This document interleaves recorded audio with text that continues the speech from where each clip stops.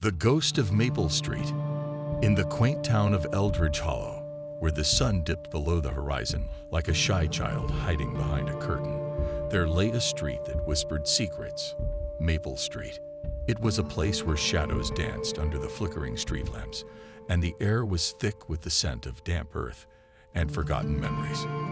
The townsfolk spoke of it in hushed tones, their eyes darting nervously as they recounted the tale of the ghost that haunted its cobblestones. Legend had it that many years ago, a young woman named Eliza Hawthorne had lived in a charming Victorian house at the end of Maple Street. She was known for her beauty and kindness, but also for her peculiar habit of wandering the streets at night, her long white gown trailing behind her like a wisp of fog.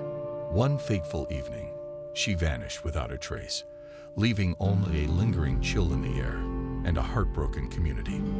As the years passed, whispers of Eliza's spirit began to circulate. They said that on moonlit nights, she could be seen gliding through the trees, her ethereal figure illuminated by the silvery glow. Some claimed to hear her soft, sorrowful singing, a haunting melody that echoed through the night, beckoning the curious and the brave to uncover the truth of her disappearance.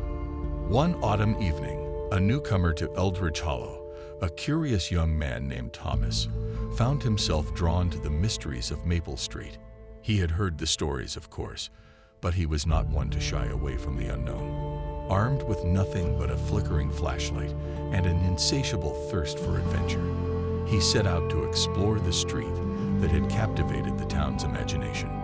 As he walked, the leaves crunched beneath his feet, and the wind whispered secrets through the branches overhead.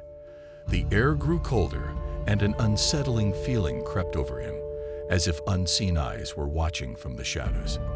He paused in front of Eliza's old house, its windows dark and foreboding, the paint peeling like the memories of those who once lived there. "Is anyone there?" he called, his voice trembling slightly. The only response was the rustle of leaves, but Thomas felt a shiver run down his spine. He stepped closer, drawn by an invisible force, and as he reached out to touch the weathered door, it creaked open, revealing the dimly lit hallway.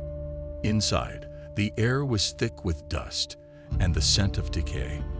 The walls were adorned with faded photographs of a smiling Eliza, her eyes sparkling with life. But as he ventured deeper into the house, the atmosphere shifted.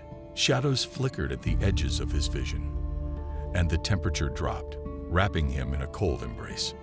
Suddenly, a soft melody filled the air, a haunting lullaby that seemed to echo from the very walls. Thomas's heart raced as he followed the sound, his flashlight beam trembling in the darkness. He found himself in a small parlor where the ghostly figure of Eliza stood by the window, her translucent form glowing softly in the moonlight. "Why do you disturb my rest?" she whispered, her voice like the rustle of leaves in the wind. Thomas, entranced, could only stammer, "I wanted to know what happened to you." Eliza's gaze turned sorrowful, and she began to recount her tale, a tale of love and betrayal, of a heart broken by the very people she trusted. As she spoke, the room filled with a palpable sadness, and Thomas felt the weight of her grief pressing down on him. "I am bound to this place," she lamented, "until the truth is revealed. My spirit cannot find peace while the shadows of my past linger." Determined to help her, Thomas promised to uncover the truth.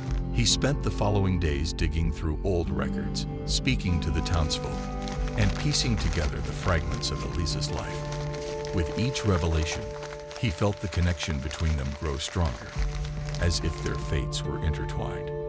Finally, he discovered the truth, a betrayal that had led to her untimely demise. Armed with this knowledge, he returned to the house on Maple Street, where Eliza awaited him, her eyes filled with hope. "I know what happened," he said, his voice steady. "You were wronged, and it's time for the truth to be known." As he spoke, a warm light enveloped Eliza, and the sorrow that had weighed her down began to lift. "Thank you," she whispered, her voice now a gentle breeze. "You have freed me."